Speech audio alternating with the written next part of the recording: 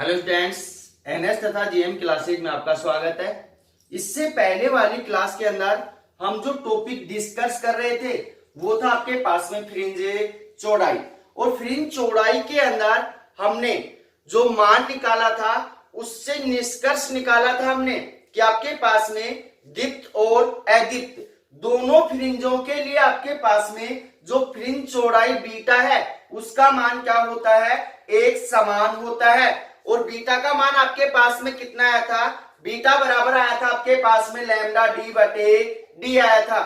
तो उससे आगे आपके पास में अगला जो टॉपिक है उसी के अंदर है वो है फ्रिंज चौड़ाई की डेफिनेशन। तो फ्रिंज चौड़ाई की डेफिनेशन को हम किस प्रकार से डिफाइन करेंगे उसको अच्छे से समझना।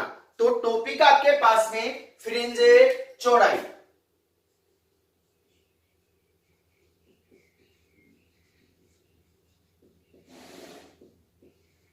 फ्रिंज चौड़ाई बीटा।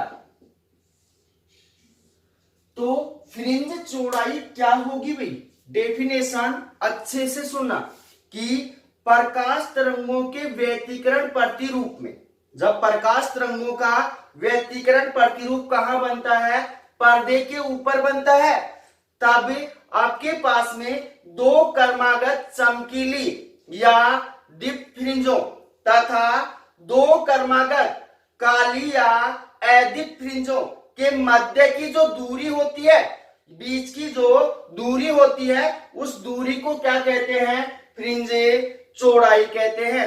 अब यंग के दूसरे प्रयोग के अंदर हमने निष्कर्ष निकाला था कि आपके पास में पर्दे के ऊपर दीप्त तथा अदीप्त फ्रिंजों का एक व्यवस्थित क्रम प्राप्त होता है। अब यहां पे हमें डेफिनेशन किसकी निकालनी है, फ्रिंज चौड़ाई की निकालनी है।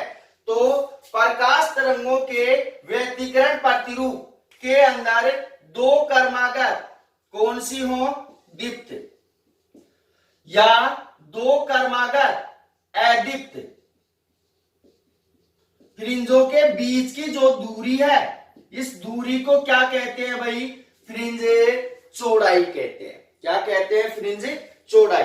चाहे दो क्रमागत दीप्त फ्रिंजे हो, चाहे दो क्रमागत क्या हो, अदीप्त फ्रिंजे हो, तो उनके बीच की जो दूरी होगी उस दूरी को क्या कहते हैं, फ्रिंज चौड़ाई बीटा कहते हैं। तो अब इसकी डेफिनेशन को किस प्रकार से लिखेंगे,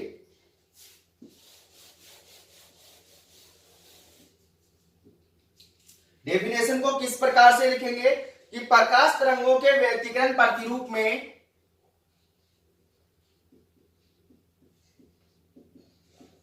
प्रकाश तरंगों के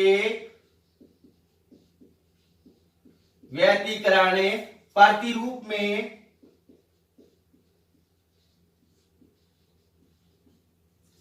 व्यतिकरण प्रतिरूप में क्या होगा, आपके पास में दो क्रमागत चमकीली या दीप्त, दो क्रमागत चमकीली या दीप्त फ्रिंजों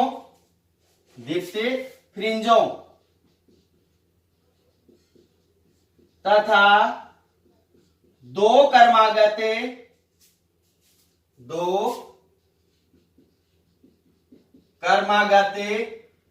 काली या अदीप्त फ्रिंजों, काली या अदीप्त फ्रिंजों के बीच की दूरी को या मध्य की दूरी को, बीच की दूरी को क्या कहते हैं भाई, फ्रिंज चौड़ाई बीटा कहते हैं। फ्रिंज चौड़ाई बीटा कहते हैं। तो डेफिनेशन आपको समझ में बैठ गई होगी कि आपके पास में चाहे दो क्रमागत दीप्त फ्रिंजे हो या दो क्रमागत अदीप्त फ्रिंजे हो, तो उनके बीच की जो दूरी होगी उस दूरी को क्या बोलेंगे, फ्रिंज चौड़ाई बीटा बोलेंगे। तो अब आपके पास में इसी के अंदर अगला टॉपिक आता है फ्रिंज चौड़ाई की निर्भरता। तो फ्रिंज चौड़ाई कौन कौन से मानों के ऊपर निर्भर करती है अभी हमें समझेंगे। तो टॉपिक आपके पास में फ्रिंज चौड़ाई की निर्भरता,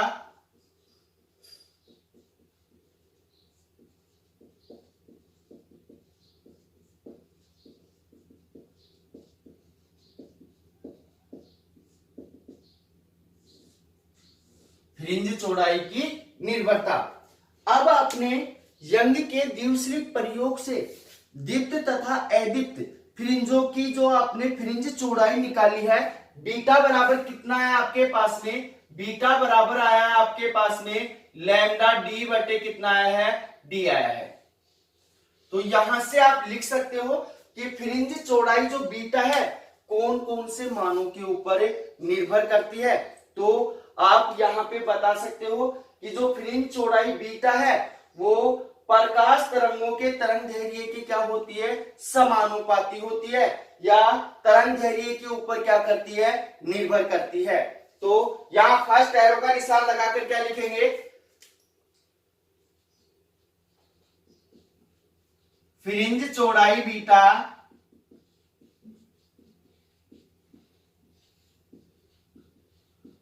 प्रकाश तरंगों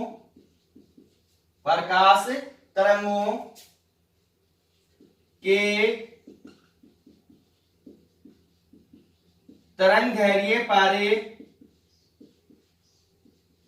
निर्भर करती है, प्रकाश तरंगों के तरंग दैर्घ्य के ऊपर क्या करती है, निर्भर करती है। या क्या लिख सकते हैं, फ्रिंज चौड़ाई बीटा प्रकाश तरंगों के तरंग दैर्घ्य की क्या होती है, समानुपाती होती है। तो यहां पे लिख सकते हैं या फ्रिंज चौड़ाई बीटा तरंग दैर्घ्य की क्या होती है, समानुपाती होती है, तरंग दैर्घ्य के समानुपाती होती है, समानुपाती होती है। इसलिए आपके पास में क्या मान होगा, इसलिए आपके पास में बीटा समानुपाती होगा किसके, लैम्डा के, बीटा समानुपाती होगा लैम्डा के। यहां ये समीकरण क्या निष्कर्ष दे रहा है उसको अच्छे से समझना कि आपके पास में जो फ्रिंज चौड़ाई बीटा है वो तरंग दैर्घ्य के क्या है, समानुपाती है। आपके पास में तरंग दैर्घ्य का मान अधिक होगा तो फ्रिंज चौड़ाई का मान भी क्या होगा, अधिक होगा, और तरंग दैर्घ्य का मान क्या होगा, कम होगा, तो फ्रिंज चौड़ाई का मान भी क्या होगा, कम होगा। सेकंड बात आपको क्या नजर आ रही है कि आपके पास में जो फ्रिंज चौड़ाई बीटा है वो दोनों पर्दों के बीच की दूरी क्या मानी हमने, कैपिटल डी मानी है। दो पर्दे लिए थे, दोनों पर्दों के बीच की दूरी के क्या होती है, समानुपाती होती है। तो सेकंड एरो का निशान लगाकर क्या लिखेंगे,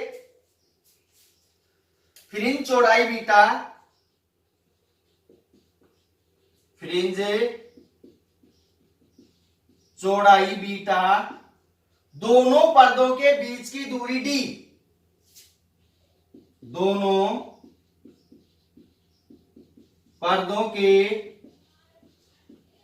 बीच की दूरी डी के समानुपाती होती है, बीच की दूरी डी के समानुपाती होती है। इसलिए आपके पास में क्या मान होगा भाई, इसलिए आपके पास में बीटा समानुपाती होगा किसके, कैपिटल डी के। और ये समीकरण हमें क्या निष्कर्ष बता रहा है उसको अच्छे से समझना कि आपके पास में अगर दोनों पर्दों के बीच की दूरी डी का मान क्या होगा, अधिक होगा, तो फ्रिंज चौड़ाई बीटा का मान भी क्या होगा, अधिक होगा। अगर दोनों पर्दों को अगर हम पास पास रखेंगे जो डी है उसका मान क्या होगा, कम होगा। तो आपके पास में फ्रिंज चौड़ाई का मान भी क्या होगा, कम होगा। तो सेकंड बात आपको समझ में आ गई होगी। थर्ड बात क्या नजर आ रही है आपको यहाँ पे कि आपके पास में जो फ्रिंज चौड़ाई बीटा है वो दोनों स्लिटों के बीच की जो दूरी है स्मॉल डी उसके क्या होती है, व्युत्क्रमानुपाती होती है। तो थर्ड एरो का निशान लगाकर क्या लिखेंगे,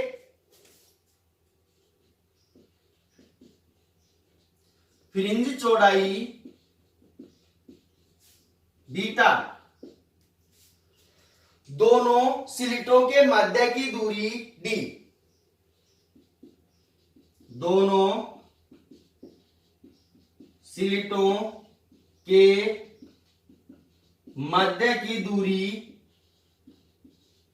डी के व्युत्क्रमानुपाती होती है। मध्य की दूरी डी के व्युत्क्रमानुपाती होती है। इसलिए आपके पास में क्या मान होगा भाई, इसलिए आपके पास बीटा व्युत्क्रमानुपाती होगा किसके, डी के। बीटा व्युत्क्रमानुपाती होगा किसके, डी के। और ये समीकरण हमें क्या निष्कर्ष दे रहा है, ये समीकरण निष्कर्ष दे रहा है कि आपके पास में अगर दोनों स्लिटों को बिल्कुल पास पास रख दिया जाए तो आपके पास में फ्रिंज चौड़ाई बीटा का मान क्या होगा, अधिक होगा। अगर डी का मान, दोनों स्लिटों को दूर रखते हैं, डी का मान बढ़ाते हैं तो आपके पास में फ्रिंज चौड़ाई का मान क्या हो जाएगा, घट जाएगा। तो यहां से आप बता भी सकते हो कि फ्रिंज चौड़ाई को हम किस प्रकार से बढ़ा सकते हैं और किस प्रकार से घटा सकते हैं। तो फ्रिंज चौड़ाई कौन कौन से मानों के ऊपर निर्भर करती है, अच्छे से आपको समझ में आ गया होगा। तो अगर इसका स्क्रीनशॉट लेना चाहते हो तो ले लो, क्योंकि रब करूंगा मैं इसको। तो फ्रिंज चौड़ाई 3 मानों के ऊपर निर्भर कर रही है, लैम्डा, डी, डी। यहाँ कैपिटल जो डी है वो दोनों पर्दों के बीच की दूरी है, स्मॉल जो डी है वो क्या है, आपके पास में दोनों स्लिटों के मध्य की दूरी है। तो अब आपके पास में अगला जो टॉपिक है वो है आपके पास में प्रकाश का विवर्तन। और ये टॉपिक क्या है, वेरी वेरी वेरी इंपॉर्टेंट है, क्योंकि विवर्तन के बारे में 1 नंबर का क्वेश्चन बोर्ड एग्जाम के अंदर पूछा जाता है। तो प्रकाश का विवर्तन होता क्या है उसको अच्छे से समझना भी। टॉपिक आपके पास में प्रकाश का विवर्तन।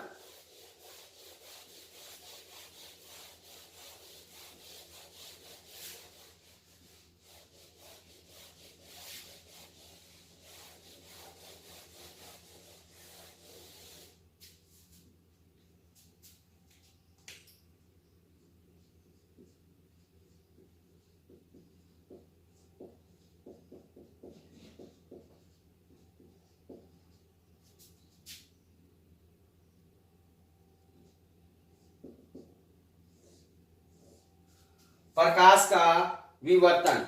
तो प्रकाश का विवर्तन क्या होता है, ध्यान से सुनना भाई, डेफिनेशन को अच्छे से सुनना, एक बार में समझ में आनी चाहिए कि आपके पास में प्रकाश के विवर्तन की डेफिनेशन क्या होगी।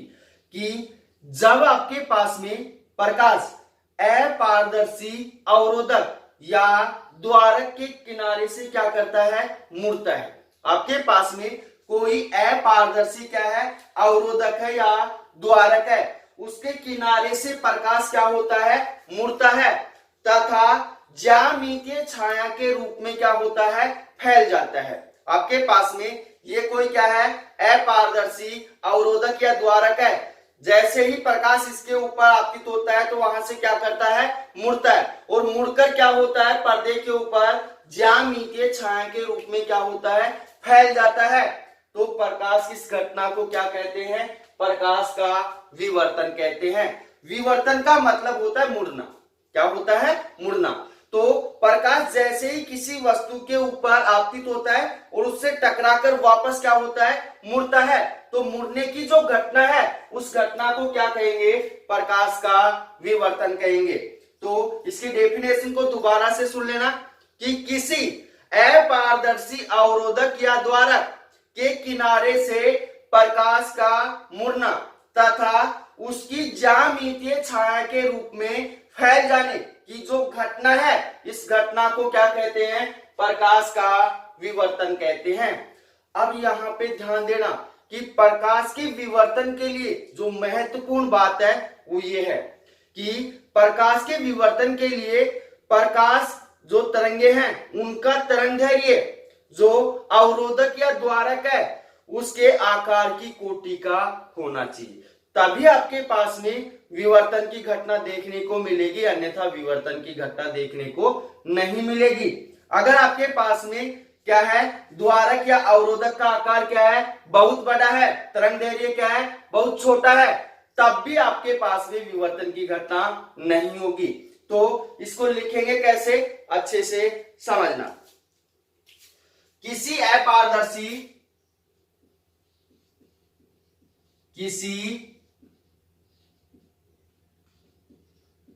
अपारदर्शी अवरोधक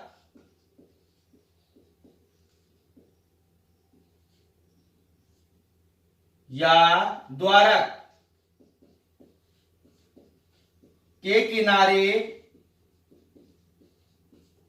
अवरोधक या द्वारक के किनारे से प्रकाश का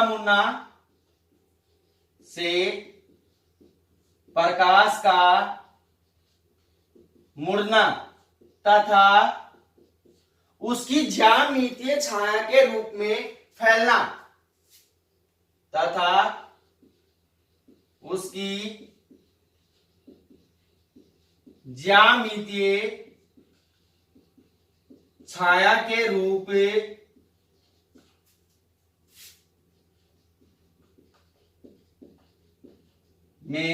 फैलने की घटना को क्या कहते हैं? अभी आपके पास में प्रकाश का विवर्तन कहते हैं। प्रकाश का विवर्तन कहते हैं।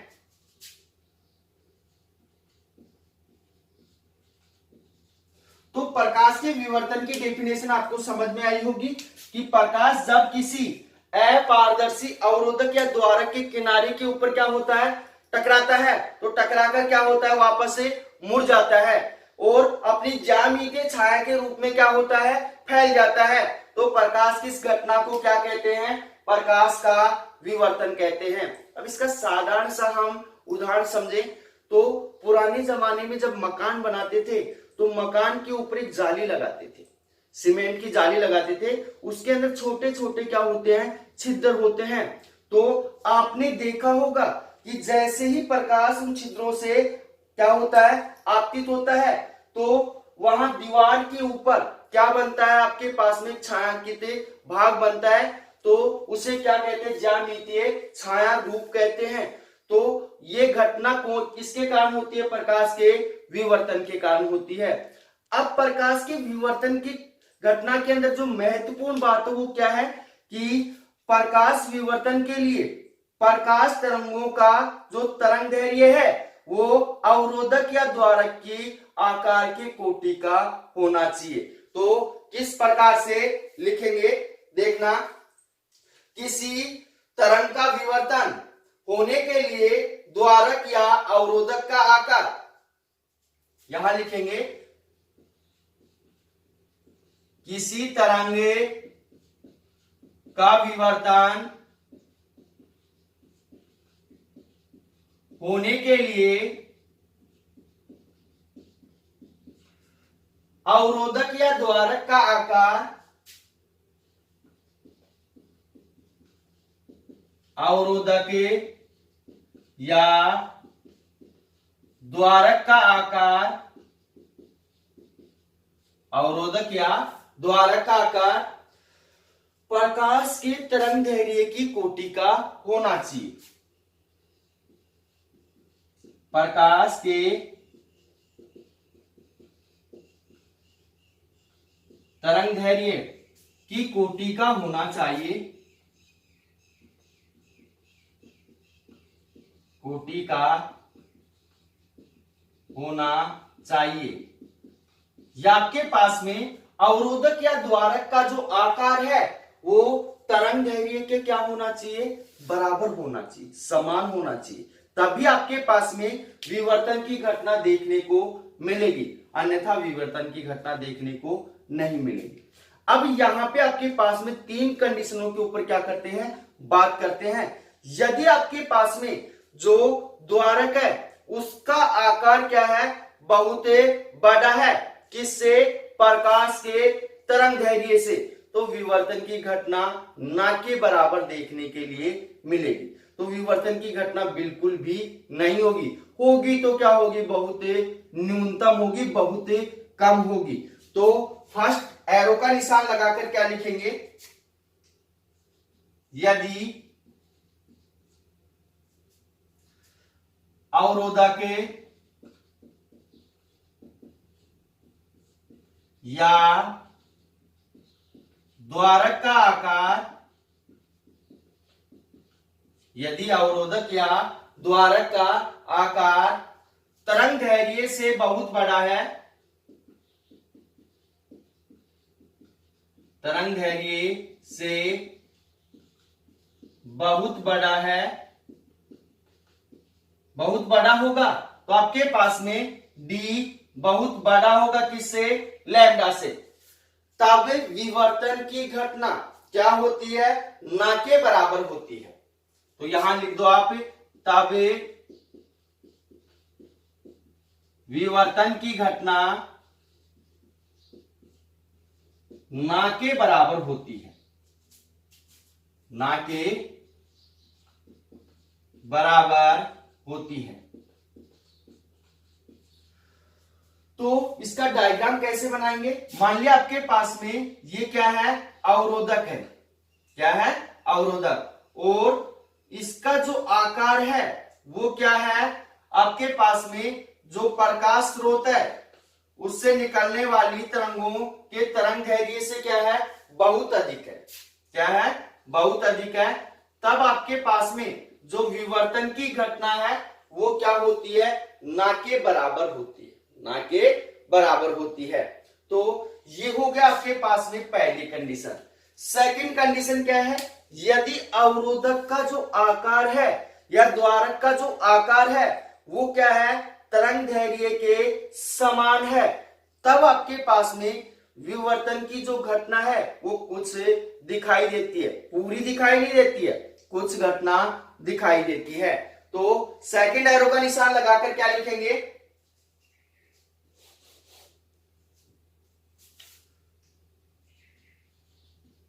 यदि अवरोधक या द्वारक का आकार,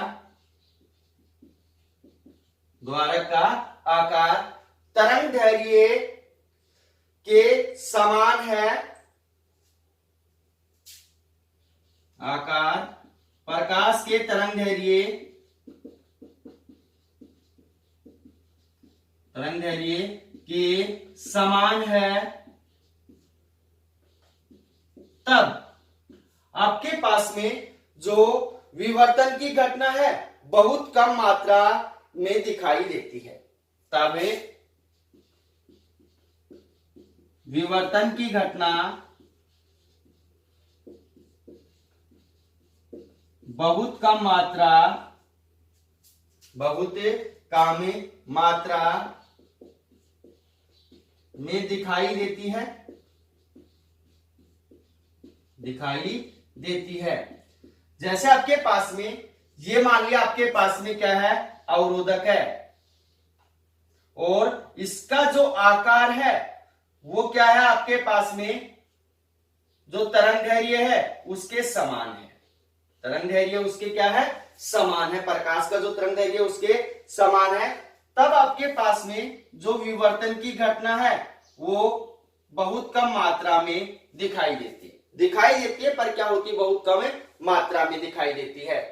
उससे आगे यहां पे ध्यान देना कि आपके पास में d क्या है, बहुत बड़ा है, किससे, लैम्डा से, यहां d बराबर कितना है, लैम्डा है।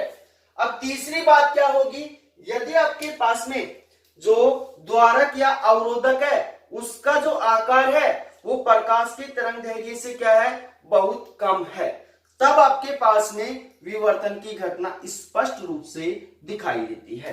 तो थर्ड एरो का निशान लगाकर क्या लिखेंगे, यदि अवरोधक या द्वारक का आकार, अवरोधक या द्वारक का आकार प्रकाश के तरंग दैर्घ्य से बहुत कम है, प्रकाश के तरंग दैर्घ्य से बहुत कम है,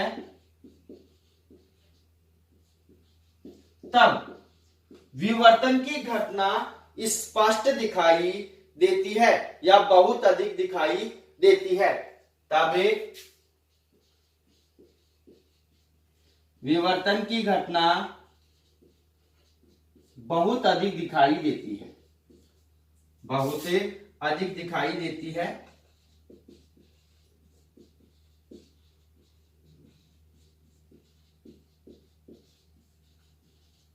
अब तीसरी कंडीशन के अंदर उन्होंने क्या बता दिया है कि आपके पास में जो अवरोधक या द्वारक है उसका आकार क्या है, आपके पास में प्रकाश के तरंग दैर्घ्य से क्या है, बहुत छोटा है, क्या है, बहुत छोटा है, तब आपके पास में जो विवर्तन की घटना है वो क्या होती है, स्पष्ट रूप से दिखाई देती है।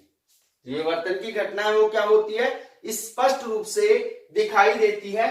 तो यहां पे आपके पास में डी छोटा होगा किससे, लैम्डा से, डी छोटा होगा किससे, लैम्डा से, तब आपके पास में जो विवर्तन की घटना है वो क्या होती है, बहुत अधिक दिखाई देती है या स्पष्ट रूप से दिखाई देती है। तो ये हो गया आपके पास में प्रकाश का विवर्तन। अब इसके आगे एक इसके बीच में एक टॉपिक करेंगे, फिर करेंगे विवर्तन के प्रकार। तो अब आपके पास में जो एक टॉपिक है, क्वेश्चन बनता है कि प्रकाश तथा ध्वनि के मध्य विवर्तन में अंतर, प्रकाश और ध्वनि के मध्य विवर्तन में क्या अंतर होगा उसको अच्छे से समझना। उन दोनों के मध्य विवर्तन किस प्रकार से होगा उस विवर्तन को अच्छे से समझना भाई, क्योंकि टॉपिक आपके पास में ध्वनि तथा प्रकाश के विवर्तन में तुलना,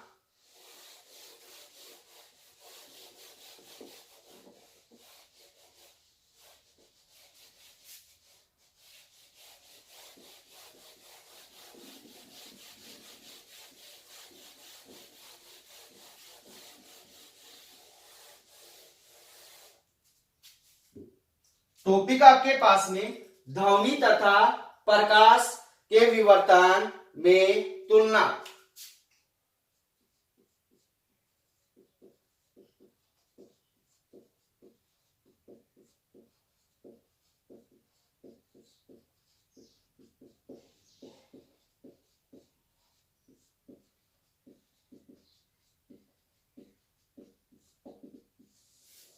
ध्वनि तथा प्रकाश के विवर्तन में तुलना, क्या तुलना होगी, तो यहां पे ध्यान से समझना। कई बार बच्चे क्वेश्चन पूछते हैं कि सर जब बादल क्या होता है, गरजता है, तो हमें आवाज पहले सुना, चमक पहले दिखाई देती है और जो आवाज है वो बाद में सुनाई देती है, ऐसी घटना क्यों होती है, इसके बारे में अभी आपको इसका आंसर मिल जाएगा। तो ध्वनि तथा प्रकाश के विवर्तन में क्या तुलना होगी। अब आपके पास में जो प्रकाश है, प्रकाश की तरंगों का जो तरंग दैर्घ्य है वो 10 की पावर -7 मीटर कोटि का होता है। तो अब आपके पास में जो प्रकाश तरंगे हैं और उनका जो तरंग दैर्घ्य है 10 की पावर -7 मीटर कोटि का होता है। अब आपके पास में प्रकाश तरंगों का जो तरंग दैर्घ्य है कितना है, 10 की पावर -7 मीटर कोटि का है। तो इसके विवर्तन के लिए हमें कितने अवरोधक या द्वारक की आवश्यकता होगी, 10 की पावर -7 मीटर स्क्वायर क्षेत्रफल के अवरोधक या द्वारक की क्या होती है, आवश्यकता होती है। तो अब आपके पास में 10 के पावर -7 मीटर स्क्वायर क्षेत्रफल के अवरोधक या द्वारक की क्या होगी, आवश्यकता होगी। अब आपके पास में 10 की पावर -7 मीटर स्क्वायर क्षेत्रफल बना सकते हो क्या? नहीं बन सकता। क्या माइनस के अंदर आपके पास में जो अवरोधक है बन सकता है? बिल्कुल भी नहीं बन सकता। इसलिए आपके पास में 10 की पावर -7 मीटर स्क्वायर क्षेत्रफल का अवरोधक दैनिक जीवन में बनाना क्या है, असंभव है। इसलिए प्रकाश के विवर्तन की घटना दैनिक जीवन में नहीं देखी जा सकती है। परंतु आपके पास में जो ध्वनि तरंगे होती हैं, ध्वनि तरंगों का जो आपके पास में तरंग दैर्घ्य होता है वो कितना होता है, 1 मीटर होता है। कितना होता है, 1 मीटर होता है। तो इसके विवर्तन के लिए हमें कितने अवरोधक की आवश्यकता होगी, 1 मीटर स्क्वायर क्षेत्रफल, 1 मीटर स्क्वायर क्षेत्रफल के अवरोधक की क्या होगी, आवश्यकता होगी। और ये अवरोधक हम दैनिक जीवन में आसानी से प्राप्त कर सकते हैं। इसलिए ध्वनि का विवर्तन क्या है, संभव है। परंतु दैनिक जीवन के अंदर प्रकाश का विवर्तन संभव नहीं है। दोबारा से इसको रिपीट कर रहा हूं, सुन लेना ध्यान से कि प्रकाश तरंगों का जो तरंग दैर्घ्य है 10 की पावर -7 मीटर होता है। इसलिए इनके विवर्तन के लिए 10 की पावर -7 मीटर स्क्वायर क्षेत्रफल की क्या होती है, आवश्यकता होती है। और इतना नुकीला, क्योंकि बिल्कुल बारीक होगा, माइनस के अंदर बिल्कुल क्या होगा, बारीक होगा। इतना नुकीला जो क्षेत्रफल है वो दैनिक जीवन में बनाना क्या है, असंभव है। इसलिए प्रकाश के विवर्तन की घटना दैनिक जीवन में नहीं देखी जा सकती है। परंतु आपके पास में ध्वनि तरंगों का जो तरंग दैर्घ्य है वो कितना होता है, 1 मीटर का होता है। इसलिए उसके विवर्तन के लिए 1 मीटर स्क्वायर जो क्षेत्रफल है उसके अवरोधक की क्या होती है, आवश्यकता होती है। और 1 मीटर स्क्वायर क्षेत्रफल का जो अवरोधक है उसको हम दैनिक जीवन में आसानी से प्राप्त कर सकते हैं। और आपके पास में क्या होती है, जो ध्वनि है उसका विवर्तन होता है। तो लिखेंगे कैसे, इसको ध्यान से समझना।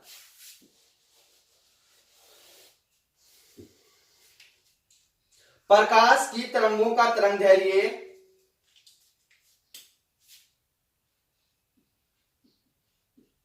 प्रकाश की तरंगों का तरंग दैर्घ्य लगभग 10 की पावर -7 मीटर कोटि का होता है। लगभग 10 की पावर -7 मीटर कोटि का होता है, कोटि का होता है। इसलिए इसके विवर्तन के लिए, इसलिए इसके विवर्तन के लिए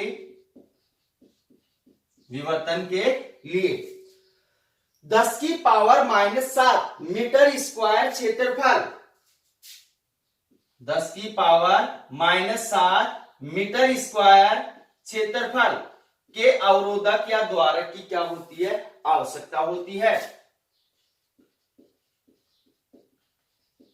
अवरोधक या द्वारक की आवश्यकता होती है, आवश्यकता होती है। और इतना नुकीला अवरोधक दैनिक जीवन में बनाना क्या है, असंभव है। तो क्या लिख सकते हैं, परंतु इतना नुकीला अवरोधक दैनिक जीवन में प्राप्त नहीं किया जा सकता है। तो यहां लिख सकते हैं, परंतु इतना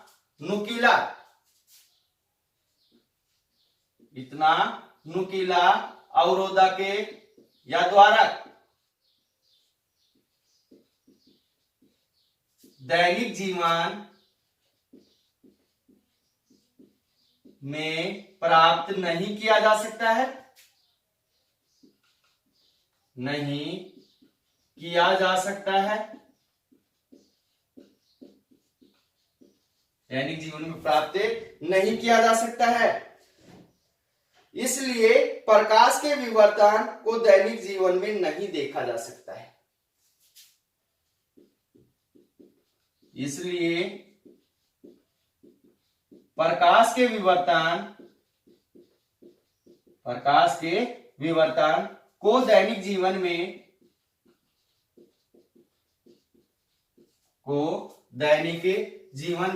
नहीं देखा जा सकता है।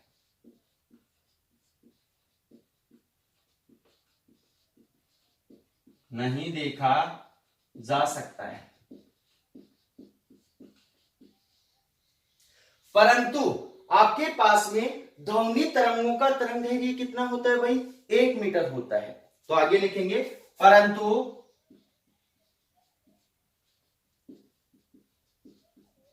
ध्वनि तरंगों का तरंगदैर्घ्य लगभग 1 मीटर कोटि का होता है।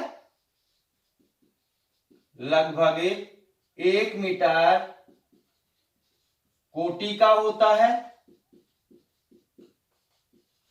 इसलिए इसके विवर्तन के लिए तो यहां लिखेंगे, इसलिए इसके विवर्तन के लिए 1 मीटर स्क्वायर क्षेत्रफल के अवरोधक या द्वारक की क्या होती है? आवश्यकता होती है। 1 मीटर स्क्वायर क्षेत्रफल के अवरोधक या द्वारक की आवश्यकता होती है। और ये 1 मीटर स्क्वायर क्षेत्रफल का अवरोधक दैनिक जीवन में हम क्या कर सकते हैं? आसानी से प्राप्त कर सकते हैं। तो इससे आगे क्या लिखेंगे? इतना बड़ा क्षेत्रफल दैनिक जीवन में प्राप्त किया जा सकता है। इतना बड़ा क्षेत्रफल दैनिक जीवन में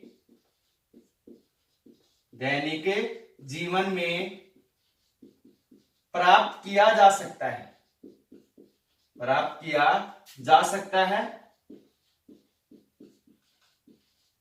इसलिए आपके पास में ध्वनि के विवर्तन को दैनिक जीवन में देखा जा सकता है। इसलिए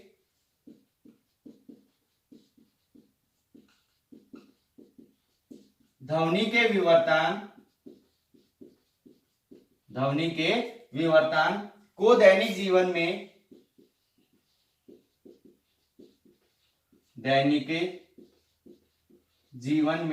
देखा जा सकता है। ये हो गया भी आपके पास में ध्वनि तथा प्रकाश के विवर्तन की तुलना, दोनों के अंदर क्या अंतर होता है अच्छे से आपको समझ में आ गया होगा। अब इससे आगे आपके पास में टॉपिक है विवर्तन के प्रकार। तो अब आपके पास में जो विवर्तन है वो मुख्यतः 2 प्रकार का होता है। पहला होता है आपके पास में फ्रेंडल विवर्तन, दूसरा होता है आपके पास में फ्रेनहाफर विवर्तन। तो अब आपके पास टॉपिक है विवर्तन के प्रकार। विवर्तन आपको अच्छे से समझ में आ गया था, प्रकाश का विवर्तन क्या होता है। अब करेंगे आगे विवर्तन के प्रकार। अब आपके पास में जो विवर्तन है वो कितने प्रकार का होता है? 2 प्रकार का होता है। तो इससे आगे लिखेंगे विवर्तन 2 प्रकार का होता है। विवर्तन 2 प्रकार का होता है। पहला है आपके पास में फ्रेंडल विवर्तन। पहला कौन सा है? फ्रेंडल विवर्तन। दूसरा है आपके पास में फ्रेनहाफर विवर्तन। फ्रेनहाफर विवर्तन। तो फ्रेंडल विवर्तन क्या है इसके बारे में अब क्या करेंगे, चर्चा करेंगे। तो अब आपके पास में फर्स्ट पॉइंट आपके पास में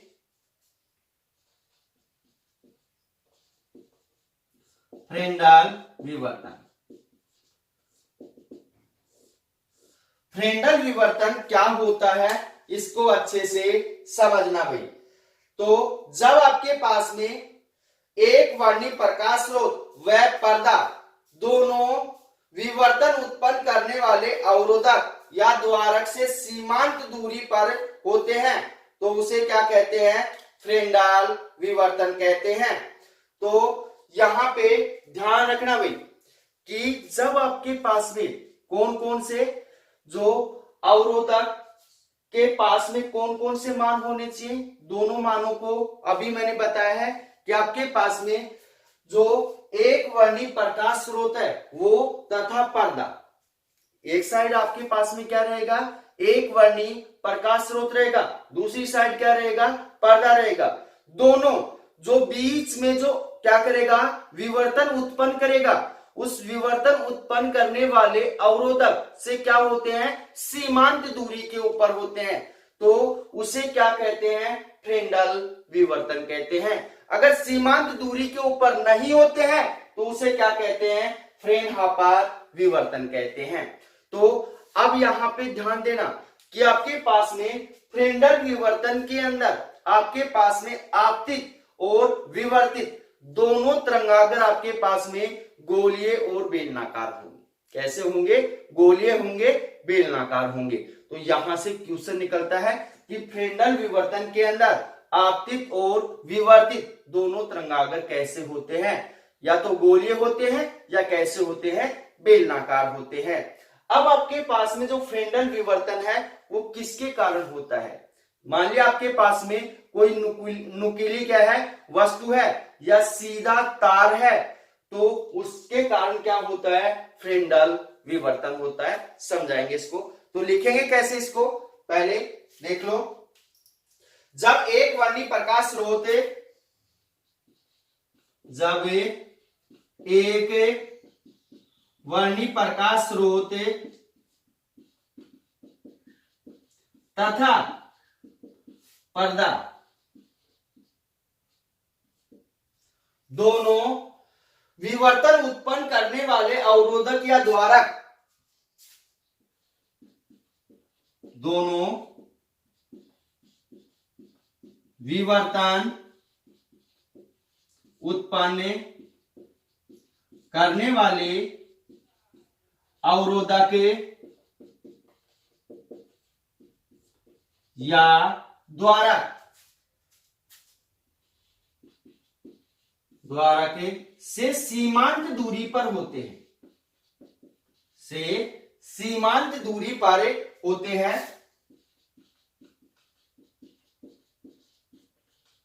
सीमांत दूरी पर होते हैं तो उसे फ्रेंडल विवर्तन कहते हैं। तो उसे फ्रेंडल विवर्तन कहते हैं।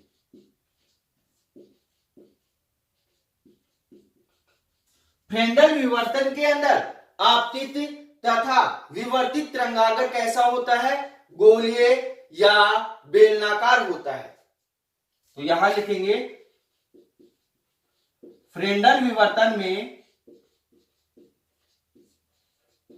जो आपतित होने वाला तरंगाग्र है और जो विवर्तित होने वाला तरंगाग्र है दोनों कैसे होते हैं, बेलनाकार होंगे या फिर कैसे होंगे, गोलाकार होंगे। विवर्तन में आपतित तथा विवर्तित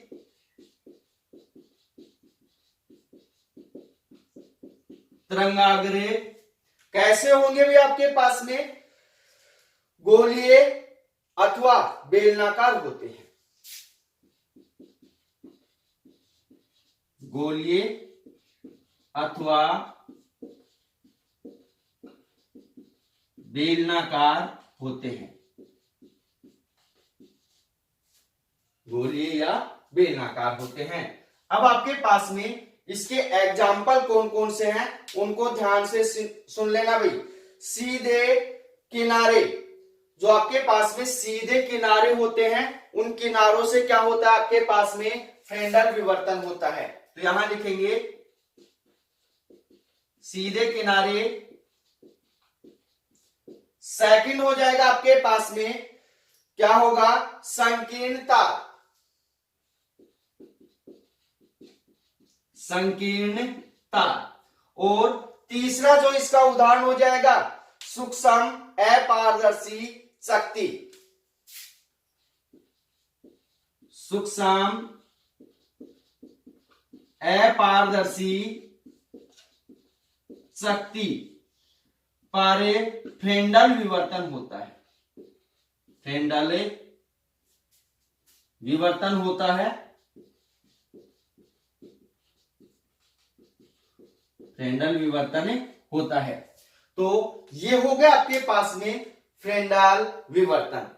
तो डेफिनेशन आपको समझ में आ गई होगी कि आपके पास में एक वर्णी प्रकाश स्रोत और पर्दा दोनों क्या अवरोधक या आपके पास में द्वारक जो क्या करता है, विवर्तन करता है, उससे क्या होते हैं, सीमांत दूरी के ऊपर स्थित होते हैं, तो उसे क्या कहते हैं, फ्रेंडल विवर्तन कहते हैं। सेकंड आपके पास में फ्रेन-अपर विवर्तन। तो इसकी डेफिनेशन क्या होगी, जब एक वर्णी प्रकाश स्रोत तथा पर्दा दोनों विवर्तन उत्पन्न करने वाले अवरोधक या द्वारक से सीमांत दूरी के ऊपर नहीं होते हैं, तो उसे क्या कहते हैं, आपके पास में फ्रेन-अपर विवर्तन कहते हैं। और फ्रेन-अपर विवर्तन का आपके पास में जो उदाहरण है, एकल झिर्री द्वारा विवर्तन, फ्रेन-अपर विवर्तन। तो इसको कल पढ़ेंगे क्योंकि इसका एग्जाम्पल भी कल ही कर लेंगे। तो अगर आपको वीडियो पसंद आया है तो वीडियो को लाइक कीजिए, शेयर कीजिए तथा हमारे YouTube चैनल को सब्सक्राइब कीजिए। तो मिलते एक छोटे से ब्रेक के बाद। धन्यवाद।